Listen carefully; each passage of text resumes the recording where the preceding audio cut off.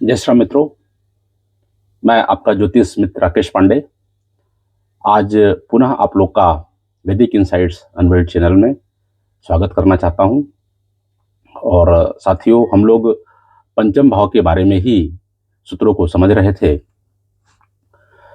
तो साथियों, अभी तक हम लोगों ने ये सूत्रों के माध्यम से समझा कि यदि जो संतान का भाव है वो पंचम भाव है, और यदि पंचम भाव पंचमेश और पंचम भाव का जो कारक है गुरु, यदि ये तीनों सुप्रभाव में हों, सुप्रभाव मतलब शुभ ग्रह, नैसर्गिक शुभ ग्रह जो गुरु हैं, शुक्र हैं, उनसे दृष्ट हों, उनके साथ हों, और यदि ये केंद्र त्रिकोण में हों, तो पंचम भाव का संतान से संबंधित जातक को अच्छा सुख प्राप्त होता है, उसके जीवन में सहजता से संतान हो जाती है और उस संतान को लेके सुखी होता है, उसकी संतान तरक्की करती है।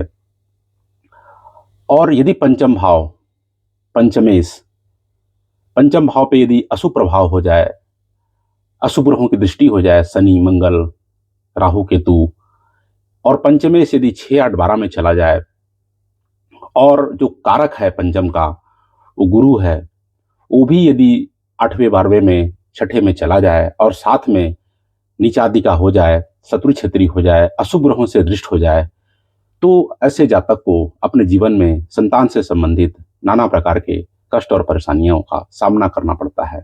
या तो संतान होती नहीं है, या होती भी है तो बहुत कठिनाई होती है उसको प्राप्त करने में, और होने के बावजूद भी संतान को लेके वो अपने जीवन में कई प्रकार से परेशान रहता है। तो साथियों, ये हमने ग्रह स्थितियों के आधार पर समझा कि पंचम भाव, पंचमेश और कारक की कैसी स्थिति होने से संतान के बारे में कैसे समझना चाहिए। लेकिन इसके अलावा हमें पत्रिका में और भी कई बातों को देखना होता है, जिसके जिसको देखकर ही हम और समझ सकते हैं। सिर्फ पंचम पंचमेश कारक को देखकर ही हो सकता है हम पूर्ण तरीके से बातों को ना समझ पाएं। इसलिए हमें, जब जातक जन्म लेता है तो किस समय पर जन्म लिया, उनमें से बहुत सारे ऐसी चीजें हैं जिनको ध्यान देने की पत्रिका में जन्म के समय जरूरत होती है, और उनकी शांति की भी आवश्यकता पड़ती है। तो साथियों, ये जो श्लोक्स हैं बृहत्पराशर होरा शास्त्र से लिए गए हैं, जो यह हमें बताना चाहते हैं कि संतान के जन्म के समय किन अन्य बातों का भी ध्यान रखना जरूरी है, ताकि हम अच्छे से समझ सकें कि परिवार में क्या कठिनाई आ सकती है, क्या परेशानी हो सकती है। कई बार सब चीज़ अच्छा लगता है, फिर भी कुछ न कुछ परेशानी दिखती रहती है। तो हमें देखना चाहिए कि क्या इन योगों में से कोई ऐसा योग या समय तो नहीं है जिसमें हमारे संतान का जन्म हुआ है। क्या हमने उसकी सही उपाय और उसकी जो शांति है करवाई है कि नहीं।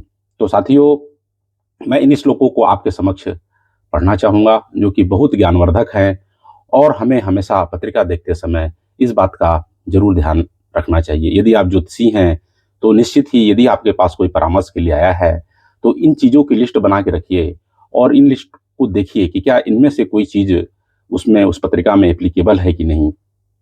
तो आपके लिए बहुत अच्छा होगा, और आपके समक्ष जो प्रश्न लेके आया है उसको भी आप बहुत अच्छा गाइड कर पाएंगे। तो साथियों, इन श्लोकों को मैं आप लोग के समक्ष वन बाय वन रखना चाहूँगा। तो अथान्यत संप्रक्षामि सुलग्ने सुगृहेस्पि यदन्य कारणेनापि भवे जन्म अशुभप्रदम। तो पराशर मुनि बोले, हे मैत्रेय, कि लग्न और ग्रह स्थिति उत्तम होने के बावजूद भी और अन्य क्या कारण हो सकते हैं जिसमें जन्म को अशुभप्रद जन्म कहा गया। मतलब वो ऐसा कौन सा समय है जिसमें जन्म होने से परेशानियां बढ़ सकती हैं और कठिनाइयां संतान के जीवन में आ सकती है, या उसके परिवार के जीवन में आ सकती है। तो दर्शे कृष्ण चतुर्दश्याम विशिष्ट्याम सोदरवे तथा, कि दर्शे मतलब जो है अमावस्या का जो जन्म होता है उसको दर्शे कहा गया है। उसके बाद कृष्ण पक्ष की चतुर्दशी, दर्शे कृष्ण चतुर्दश्याम विशिष्ट्या सोदरवे तथा। तो कृष्ण पक्ष की जो चतुर्दशी होती है और जो अमावस्या होती है और जो भद्राकरण होता है, और सोधर्वे तथा पितृभे सूर्य संक्रांतो पातकेंद्रु ग्रहे तथा। तो अपने जो भाई के जन्म नक्षत्र में या माता पिता के जो जन्म नक्षत्र में जो बालक जन्म लेते हैं, या सूर्य संक्रांति के समय या सूर्य और चंद्रमा के ग्रहण काल के समय जिन जातकों का जन्म होता है, ये जन्म का समय अच्छा नहीं माना गया है। सीधे कहा गया है भवे जन्म अशुभाप्रदम।